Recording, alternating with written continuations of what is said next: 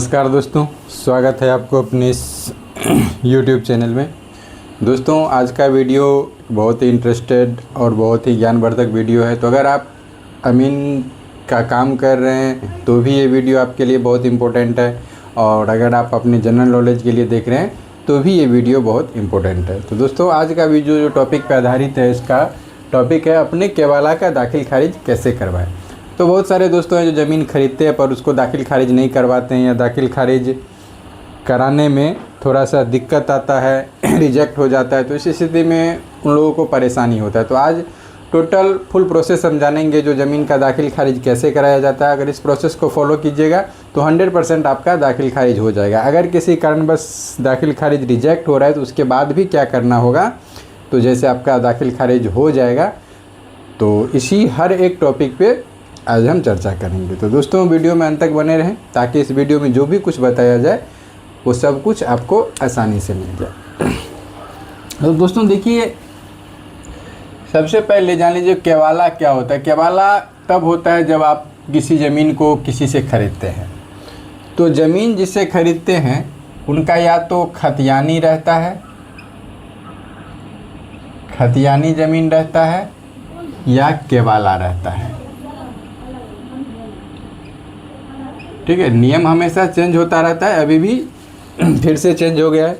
तो सबसे पहले हम जानेंगे, जो देखिए ज़मीन का, जब किसी भी ज़मीन, जब खतियानी ज़मीन, किसी रैयत का खतियानी ज़मीन होता है तो उससे आप अगर ज़मीन खरीदते हैं और जिनसे ख़रीद रहे हैं उनका ज़मीन अगर खतियानी है तो उसका दाखिल खारिज कैसे होगा, किस प्रोसेस से होगा, ये सब पहले जान लीजिए। अगर ये सब लगा के आप ऑनलाइन कीजिएगा तो आपका दाखिल खारिज रिजेक्ट नहीं होगा, 100% दाखिल खारिज हो जाएगा। और अंत में हम समझेंगे जो अगर किसी कारणवश रिजेक्ट हो जाएगा तो उसको आप कैसे फिर से करवा सकते हैं, इसके बारे में आज पूरा डिटेल से जानेंगे। तो देखिए, सबसे पहले मान लीजिए आप किसी से खतियानी ज़मीन खरीदें। ठीक है, तो खतियानी ज़मीन खरीदे तो मान लीजिए खतियान है उमेश यादव के नाम से। देखिए, किसी का नाम ऐसे हम आपको समझाने के लिए ले रहे हैं, उमेश यादव के नाम से खतियान है। ठीक है, और इसका जमाबंदी भी मान लीजिए, जमाबंदी भी इनके ही नाम से चल रहा है, जमाबंदी भी उमेश यादव के ही नाम से है। जमाबंदी भी क्या है, उमेश यादव के ही नाम से है। ठीक है, अब मान लीजिए ये उमेश यादव जो है वो डेट कर चुके हैं और इनका 2 लड़का है। ठीक है, मान लीजिए राम यादव और श्याम यादव। ठीक, तो देखिए अब कोई खेसरा है जो आप ज़मीन खरीद रहे हैं। मान लीजिए ज़मीन का खाता नंबर है 50 है खाता नंबर, और खेसरा नंबर आपका मान लीजिए 100 है, और रकबा इसका 20 डिसमल है। ठीक है, रकबा इसका 20 डिसमल है। तो इस सब चीज़ को थोड़ा ध्यान से समझ लीजिएगा, वीडियो स्किप करके मत देखिएगा। अगर स्किप करके देखिएगा तो पूरा आपको वीडियो ढंग से समझ में नहीं आएगा, कहीं ना कहीं फिर से दिक्कत हो जाएगा। इसके लिए वीडियो को पूरा अंत तक देखिए। तो अब देखिए, ये ज़मीन का जो खतियान है किसके नाम से है, उमेश यादव के नाम से है। ठीक है, अब इसमें से मान लीजिए श्याम यादव ने अपने हिस्से का ज़मीन बेचा। ठीक, तो श्याम यादव का जो अगर हिस्सा जोड़िएगा तो भाई उमेश यादव के नाम से 20 डिसमल, इसका 2 लड़का है तो एक को हुआ 10 डिसमल और एक को हुआ 10 डिसमल, दोनों को 10-10 डिसमल ज़मीन हुआ। ठीक है, अब जमाबंदी किनके नाम से है, इनके नाम से है। तो आपको दाखिल खारिज अप्लाई करते वक्त, जब आप म्यूटेशन के लिए अप्लाई करते हैं, दाखिल खारिज के लिए आप आवेदन करते हैं, तो सबसे पहले नंबर में क्या लगेगा, सबसे पहला नंबर में लगेगा खतियान। ठीक है, इस ज़मीन का जो आप रजिस्ट्री कराए हैं वो खतियान लगेगा। दूसरे नंबर में जो आप केवाला करवाए हैं वो तो लगेगा ही। तीसरे नंबर में लगेगा जमाबंदी पंजी या ऑनलाइन रसीद होगा वो। अभी तो फिलहाल एक और नियम कर दिया है, जो आप जिस ज़मीन को दाखिल खारिज करा रहे हैं वो खेसरा ऑनलाइन दिखना चाहिए जो उसमें कितना रकबा है। 3 चीज़ हो गया। और चौथा जो सबसे मेन चीज़ है, वंशावली। 4 चीज़ अगर खतियानी ज़मीन है, किन्हीं का डायरेक्ट खतियान से आप केवाला की, खतियानी ज़मीन से आप केवाला किए हैं, तो उस ज़मीन का जो खतियान होगा वो लगेगा, बंसावली होगा, जमाबंदी पंजी केवाला होगा और बंसावली होगा। ठीक है। अब इस स्थिति में देखिए, अगर ये 10 ही डिसमल ज़मीन लिखे हैं तब तो ये सब पेपर लगा के आप कीजिएगा तो आपका दाखिल खारिज 100% हो जाएगा। ठीक है। अगर मान लीजिए ये इनको आपसी बंटवारा में 15 डिसमल ज़मीन दिया हुआ है, ठीक है, और ये ज़मीन मौखिक है, ये जो बंटवारा किया हुआ है मौखिक है और इन्होंने बेच दिया है 15 डिसमल ज़मीन। ठीक, तो 15 डिसमल ज़मीन बेच दिया है तो बंसावली के आधार पे इनका हिस्सा कितना बन रहा है, 10 डिसमल। तो आप जो डायरेक्ट अप्लाई कीजिएगा, अगर लीगल बंटवारा नहीं, शेड्यूल बंटवारा नहीं हुआ है तो आपको यहाँ पे भले आपका केवाला 15 डिसमल हो लेकिन दाखिल खारिज करेगा 10 ही डिसमल का, क्योंकि बंसावली में 2 हिस्सा लगा हुआ है। अगर इनका शेड्यूल, लीगल शेड्यूल बंटवारा हुआ, बंटवारा पहले से हो चुका है और ये उसका इनका जो शेड्यूल है वो लगा के अप्लाई कीजिएगा तब 15 डिसमल हो जाएगा, तब 15 डिसमल जाके दाखिल खारिज होगा। दूसरी बात, अगर मौखिक बंटवारा है, इनको 15 डिसमल ज़मीन दिया हुआ है और इनको इसमें 5 ही डिसमल ज़मीन है, तो इसको उस केवाला पे गवाह बनना होगा जो भाई हम 15 डिसमल ज़मीन बेचे हैं, इसमें हमको कोई दिक्कत नहीं। मौखिक तौर पे नहीं, उस केवाला पे इनको क्या करना पड़ेगा, इनको इस केवाला पे इनको गवाह बनना पड़ेगा, तब जाके ये दाखिल खारिज 15 डिसमल का होगा, अन्यथा 10 डिसमल का ही दाखिल खारिज होगा। ठीक है।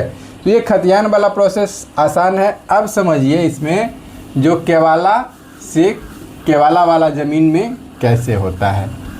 ठीक है। प्रोसेस बहुत आसान है, थोड़ा सा ध्यान से देखिएगा तो सब कुछ आसान से हो जाएगा। मान लीजिए उमेश यादव के नाम से खतियान है, किसी ज़मीन का उमेश यादव के नाम से खतियान है और उमेश यादव ने क्या किया, ज़मीन बेच दिया रमेश यादव को। ठीक है। फिर रमेश यादव ने क्या किया, ज़मीन बेच दिया सुरेश यादव को, सुरेश यादव को, और फिर सुरेश यादव ने क्या किया, ज़मीन बेच दिया मान लीजिए अमर यादव को। ठीक।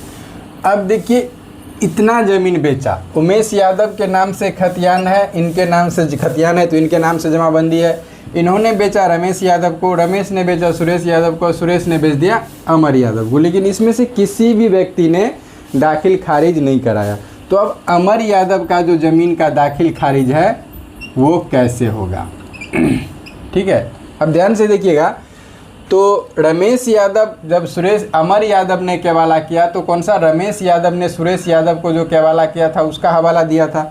तो इनके केवाला पे चौथा नंबर पे जो लिखा होगा, जो भाई इनको ज़मीन कहाँ से प्राप्त हुआ है, वो उस पर आपको इनके केवाला पे ये लिखा होगा, जो सुरेश यादव का ज़मीन कैसे प्राप्त हुआ, उसका दस्तावेज नंबर क्या है, डेट नंबर क्या है, ये लिखा रहेगा। अगर आप डायरेक्ट सीधा ये इनका केवाला लगा के डायरेक्ट आप दाखिल खारिज करवा रहे हैं तो कहीं से भी ये प्रूव्ड नहीं होगा जो भाई डायरेक्ट उमेश यादव से ज़मीन सुरेश यादव पे कैसे आया। अगर दाखिल खारिज हो गया, अगर ये सब करा लिया रहता तब तो कोई दिक्कत नहीं था। अगर नहीं दाखिल खारिज कराया है तो ये सोचने में जाके दिक्कत हो जाता है, समझने में भी दिक्कत हो जाता है जो कैसे इनका ज़मीन इनके नाम पे, सुरेश यादव के नाम पे कैसे आया, जो ज़मीन इन्होंने खरीदा। अभी ज़मीन का जो मालिकाना है किनके पास है, भले केवाला होते हैं लेकिन आपके पास क्या है, जो सुरेश यादव ने केवाला किया है वो है, और खतियान ज़मीन का रहा है उमेश यादव के नाम से, ज़मीन का जमाबंदी है उमेश यादव के नाम से। तो इस स्थिति में आप जो डायरेक्ट सीधा दाखिल खारिज अप्लाई कीजिएगा तो आपको या तो बोलेगा जो भाई दर केवाला दीजिए, या नहीं दीजिएगा समय से तो इसको रिजेक्ट कर दिया जाएगा। अगर रिजेक्ट हो जाता है तब उसके बाद हम कैसे उसको फिर से करवाएंगे इसके बारे में भी चर्चा करेंगे। पहले समझ लीजिए जो ये दाखिल खारिज कैसे होगा।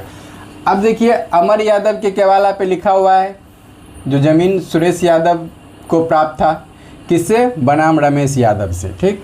अब फिर इनका केवाला, या तो आप इनसे केवाला लीजिए या इनका नकल निकालिए। फिर इनके केवाला पे दिया होगा जो इनको ज़मीन कैसे प्राप्त हुआ, इनको ज़मीन कैसे प्राप्त हुआ।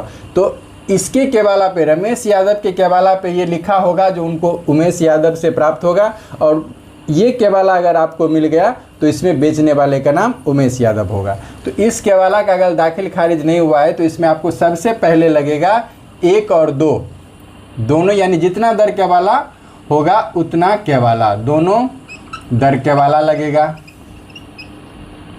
ठीक है, दोनों। अगर इनका लड़का कोई बेचा है तो वंशावली, अगर डायरेक्ट खुद बेचे हैं तब वंशावली नहीं लगेगा। उसके बाद क्या लगेगा, खतियान लगेगा। उसके बाद क्या लगेगा, जमाबंदी नंबर, जमाबंदी पंजी लगेगा। तो ये इनका ये केवाला और ये केवाला लगा के दीजिएगा, तब जाके ये दाखिल खारिज हो जाएगा। अगर ये खुद बेचे है तब तो आपको वंशावली देने की ज़रूरत नहीं है। अगर इनका कोई लड़का बेचा है, अगर खुद डेट कर चुके इनका लड़का बेचा है तो आपको वहाँ पे भी वंशावली देना पड़ेगा, तब जाके ये ज़मीन का दाखिल खारिज होगा, अन्यथा रद्द हो जाएगा। ठीक है, अब चौथा प्रोसेस समझते हैं जो सबसे अंतिम है। जो मान लीजिए इन्होंने ज़मीन को अप्लाई किया, ठीक है, मान लीजिए इन्होंने दाखिल खारिज के लिए अप्लाई किया और ये रिजेक्ट हो गया। तो रिजेक्ट, सबसे पहले ध्यान देने वाली बात है, जो अगर आपके पास अंचल से दाखिल खारिज रिजेक्ट होता है तो आपको 30 दिन के अंदर DCLR के पास केस फाइल करना होता है। ठीक है, DCLR के पास केस फाइल करना होगा। अगर ज़्यादा दिन लग रहा है तो कुछ वकील सब लिख के देता है जो तबीयत ख़राब या किसी वजह से हमको ज़्यादा दिन लगा, लेकिन कोशिश कीजिए जो 30 से 40 दिन के अंदर हम इसको दाखिल खारिज फाइल कर दें। और आप अंचल से जो आपका दाखिल खारिज जो रिजेक्ट होगा तो अंचल से आपको एक उसका नकल निकालना होगा, जो किस वजह से दाखिल खारिज रिजेक्ट हुआ है वो हर कारण वहाँ पे दिया रहेगा। अब वो कारण जो पेपर आपको अंचल में मांगा वो पेपर आप नहीं दिए, इसके वजह से रिजेक्ट हुआ, तो केस फाइल करके जो पेपर आपको मांगा है वो पेपर DCLR के पास एक अच्छा सा वकील करके जमा कर दीजिए। उसके बाद 90 दिन के अंदर आपका वहाँ से ऑर्डर मिल जाएगा और वही ऑर्डर फिर CO साहब को दीजिए, उसके बाद ज़मीन का दाखिल खारिज हो जाएगा। तो आशा करते हैं दोस्तों, जो अगर आपका कोई दाखिल खारिज रिजेक्ट हो गया होगा या पुराना केवाला होगा नहीं हो रहा होगा तो इस प्रोसेस से कीजिएगा तो आपका दाखिल खारिज 100% हो जाएगा, कभी कोई इसमें प्रॉब्लम नहीं आएगा। हालांकि अब तो फ़िलहाल एक नया नियम कर दिया, जो अगर आपका जमाबंदी जिस खसरा ऑनलाइन नहीं है तो उसमें भी दिक्कत होता है, तो ये सब भी ध्यान में रखिएगा। तो वीडियो कैसा लगा ये कमेंट में ज़रूर बताइएगा। मिलते हैं फिर नेक्स्ट वीडियो में, तब तक के लिए जय हिंद, जय भारत।